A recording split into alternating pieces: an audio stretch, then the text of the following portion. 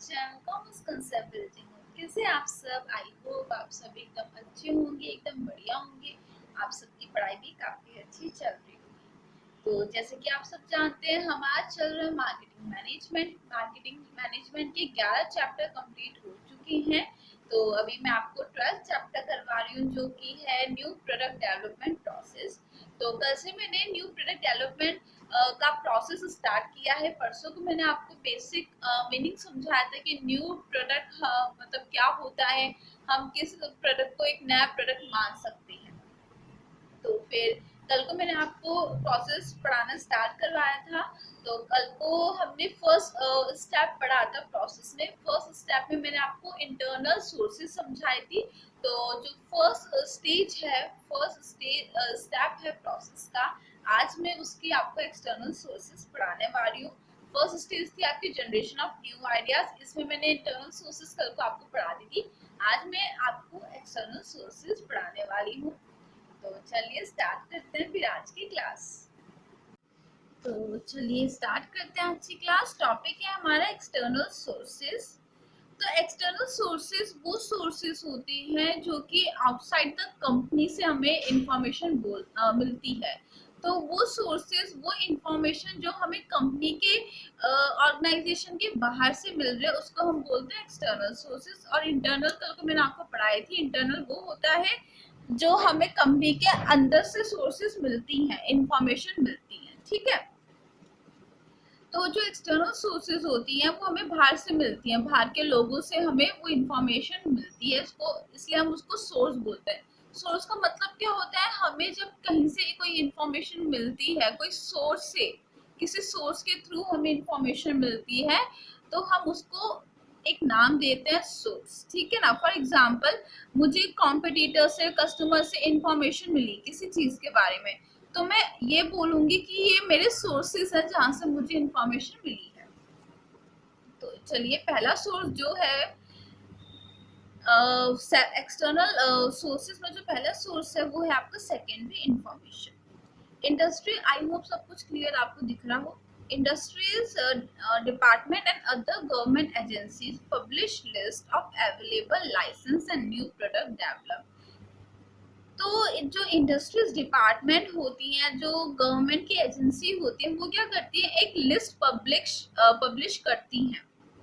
एक वो लिस्ट निकालती है जिसमें वो ये सब कुछ डिस्क्राइब करती हैं कि कौन कौन से लाइसेंस अवेलेबल हैं, मतलब किसे लाइसेंस मिला है, किसको नहीं लाइसेंस मिला है, कौन से प्रोडक्ट लाइसेंसेबल है, कौन से नहीं है। और वो कुछ नए प्रोडक्ट की लिस्ट भी बताते हैं कि ये प्रोडक्ट अभी मार्केट में निकले हैं। ठीक है। Which provide clues for new product ventures. तो ये दोनों चीजें, प्रोडक्ट के लाइसेंस और कुछ नए प्रोडक्ट जो मार्केट में निकले हैं, उसके बारे में भी गवर्नमेंट जानकारी देती है। तो इन दोनों चीजों से कंपनी को आसान हो जाता है कि वो अपना जो नया प्रोडक्ट है उसको एक तरह से आइडिया मिल जाता है। उसको ये पता चल जाता है कि मुझे कौन सा प्रोडक्ट बनाना है, कौन सा नहीं बनाना है, किस पे मुझे लाइसेंस मिलेगा, किस पे नहीं मिलेगा। दूसरा, इससे इसको ये पता चलता है नया प्रोडक्ट कौन सा मार्केट में आया, कौन सा नहीं आया, और मुझे कैसे अपने प्रोडक्ट को लॉन्च करना है, कौन सा मुझे अपना प्रोडक्ट बनाना है। ठीक है। Most of the business magazines and newspaper have a new product section which provide important information about new product. तो बहुत सारी जो बिजनेस मैगजीन्स आती हैं, न्यूज़पेपर्स आप लोग सब पढ़ते हैं, तो उसमें ना एक सेक्शन बना हुआ होता है जिसमें नए नए प्रोडक्ट के बारे में जानकारी दी हुई होती है कि ये वाला प्रोडक्ट अब लॉन्च हुआ है, मार्केट में ये वाली स्कीम चल रही है। तो उससे भी कंपनी को आइडिया मिल जाता है कि हमें अपना नया प्रोडक्ट कैसे बनाना है, हम कैसा अपना नया प्रोडक्ट को लॉन्च कर सकते हैं, या क्या क्या उसके फीचर्स रहेंगे हमारे नए प्रोडक्ट में। सेकंड है कस्टमर। तो कस्टमर से भी हमें आइडिया मिलता है कि हमें अपना नया प्रोडक्ट कैसे बनाना है।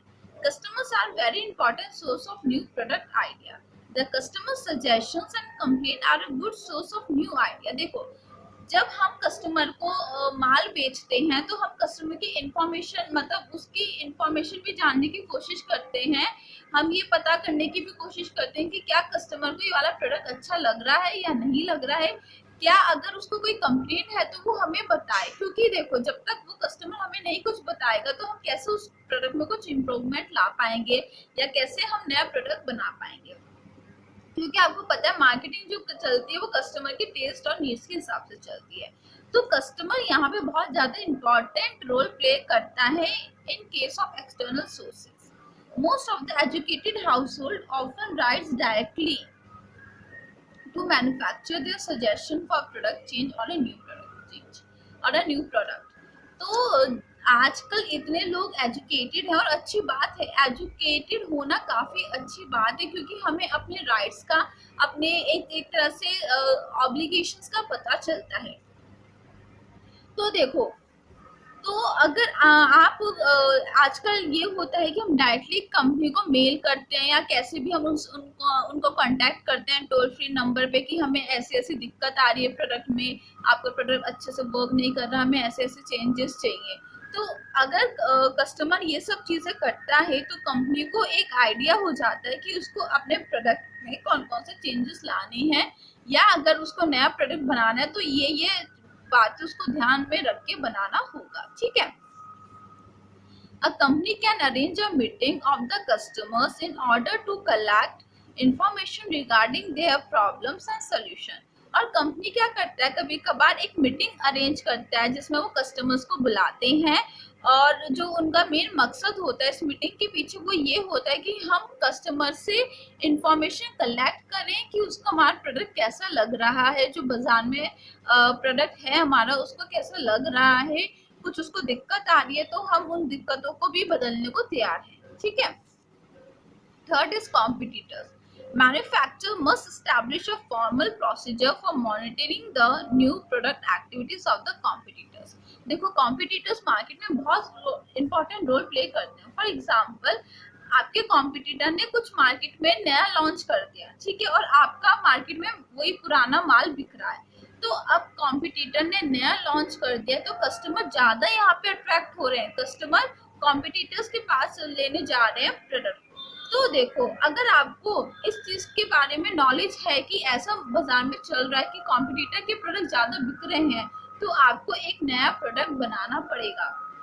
आपको या तो आप एक नया प्रोडक्ट बनाओ, वरना आप जो आपका पुराना बाजार में प्रोडक्ट बिक रहा है उसमें कुछ चेंजेस कर दो। ठीक है। तो इस चीज के बारे में भी नॉलेज होना आपको बहुत ज्यादा जरूरी है कि कॉम्पिटिटर कैसा अपना काम कर रहा है।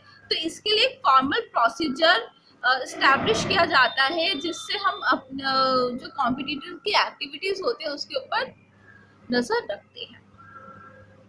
By the time a competitor has a new product, it is quite late to be trying to do anything about it। ये देखो, यहाँ पे साफ साफ लिख रखा है, अगर कॉम्पिटिटर ने एक नया प्रोडक्ट लॉन्च कर दिया मार्केट में, सब कुछ कर दिया है, तो अगर आप अब ये ट्राई करना चाह रहे हो कि हम भी कुछ ऐसा ही लॉन्च करें, तो अब बहुत ज्यादा लेट हो चुकी है। क्यों लेट हो जाएगा? देखो, सबको अब पता है कस्टमर को क्या लगेगा, कस्टमर को यही लगेगा कि देखो यार, सामने वाली दुकान ने ये वाला प्रोडक्ट बेचना स्टार्ट कर दिया तो इसने भी उसकी कॉपी कर लिया। तो आपको यहाँ पे कॉपी नहीं करना है, आपको थोड़ा हटके बनाना है सामान और उससे और अच्छा भी बनाना है। ठीक है। तो मैंने आपको फर्स्ट लाइन में यही बोला था, या तो आप नया प्रोडक्ट लॉन्च करो या पुराने प्रोडक्ट में अच्छे से चेंजेस करो। It is true that the new product development projects are kept as a secret and it is difficult to discover them before time। तो ये बहुत एक इम्पॉर्टेंट बात बताई जाती है, कंपनी को भी ये बात पता रहती है कि जब तक हमारा नया प्रोडक्ट मार्केट में लॉन्च नहीं हो रहा है तब तक इसकी कोई भी इंफॉर्मेशन डिस्क्लोज ना हो। क्योंकि देखो, अगर इंफॉर्मेशन मार्केट में फैल गई कि वाली कंपनी एक अच्छा प्रोडक्ट लाने वाली है, ये ऐसा ऐसा प्रोडक्ट बना रही है, तो कॉम्पिटिटर को पता चल जाएगा और वो आपका आइडिया कॉपी कर लेगा। ठीक है। But one can get some information indirectly from the competitors, employees, salesmen, supplier, resellers and even customer। तो इन लोगों ने कुछ तरीके बता रखे हैं कि जैसे देखो, ये एक कंपनी के लिए फायदा है। अगर हम फॉर एग्जांपल मेरी कंपनी है और सामने कॉम्पिटिटर कुछ लॉन्च करने वाला है और मुझे पता नहीं है, मेरी कंपनी को भी नहीं पता है क्योंकि मार्केट में अभी कोई ऐसी बात नहीं आई है, लेकिन मुझे इनडायरेक्टली पता चल सकता है कि कॉम्पिटिटर क्या काम कर रहा है। कैसे पता चल सकता है? हम कॉम्पिटिटर के एम्प्लॉय से पूछ सकते हैं, पटा के उसको सेल्समैन से पूछ सकते हैं, सप्लायर से पूछ सकते हैं, रिसेलर से, और कस्टमर को अगर जो उनके दुकान से प्रोडक्ट खरीद रहे हैं उनको भी कभी कभार ये बात पता होती है। तो एक तरह से देखा जाए तो हम एक तरह से उनकी इनडायरेक्टली इंफॉर्मेशन निकालना चाह रहे हैं कॉम्पिटिटर्स की कि वो क्या लॉन्च करने वाला है, क्योंकि अगर हमें नहीं पता चला स्टार्टिंग में तो हमारे लिए बहुत ज़्यादा घाटा होने वाला है। और अगर हमें बाद में पता चला तो फॉर एग्जांपल उसने एक प्रोडक्ट लॉन्च किया मार्केट में, बहुत अच्छा है, बहुत अच्छा, और अगर हम भी थोड़ी दिनों बाद वही प्रोडक्ट लॉन्च कर देंगे तो सब बोलेंगे कॉपी किया है। तो अगर उसका प्रोडक्ट को हमें बीट करना है तो हमें उससे भी कहीं गुना अच्छा प्रोडक्ट लॉन्च करना पड़ेगा। तो इसलिए जो कंपनीज होते हैं वो ये सोचते हैं यार इतना अच्छा कौन लॉन्च कर सकता है प्रोडक्ट, एक छोटे टाइम पीरियड पे, एक कम समय पे इतना इससे अच्छा प्रोडक्ट कौन लॉन्च कर सकता है। इससे अच्छा तो ये है इसकी इनडायरेक्ट इंफॉर्मेशन निकालो और इससे पहले तुम भी कुछ अच्छा सा बना के मार्केट में लॉन्च कर दो। एक तरह से ये देखा जाए तो यहाँ पे एक पॉलिटिक्स चलती है जिसमें यहाँ पे इंफॉर्मेशन निकालने की बात करते हैं। देखो मार्केट भी पॉलिटिक्स की तरह एक रोल प्ले करता है, ठीक है। सब ये चाहते हैं कि ये हमारी दुकान से खरीदे, ये हमारी दुकान से खरीदे, तो लोग बात पॉलिटिक्स करते हैं यहाँ पे, ठीक है।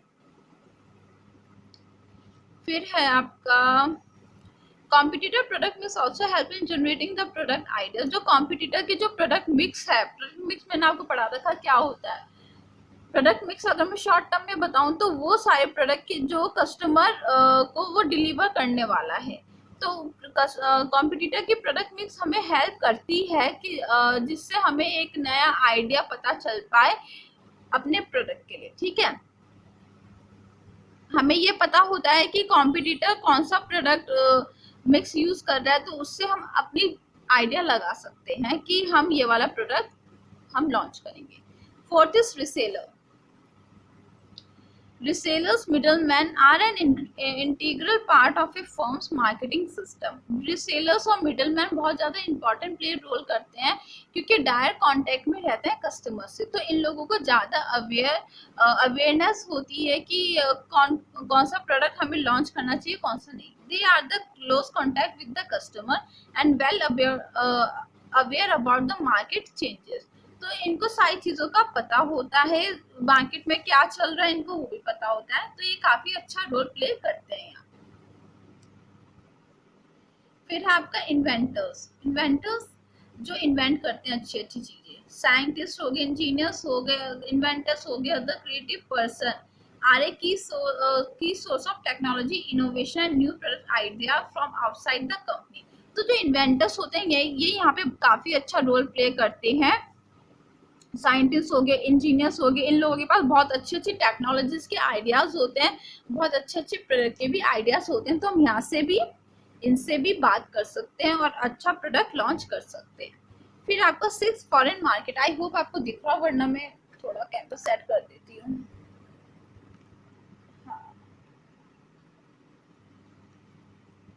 आई थिंक हाँ ये यहाँ तक है ना, ठीक है।